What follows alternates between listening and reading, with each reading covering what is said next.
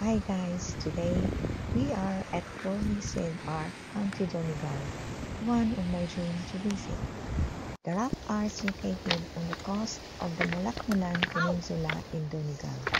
In going down the coast, followed by a steep descent on a narrow slippery path, at the end, you can see a secure dome that protects against slipping and falling.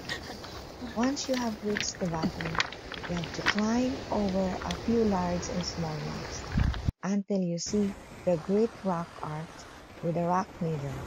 The rock formation can only be reached at a low tide. Amazing place, well recommended to visit during low tide. Must be fit in going down to sea and wear proper footwear as the rocks could be slippery.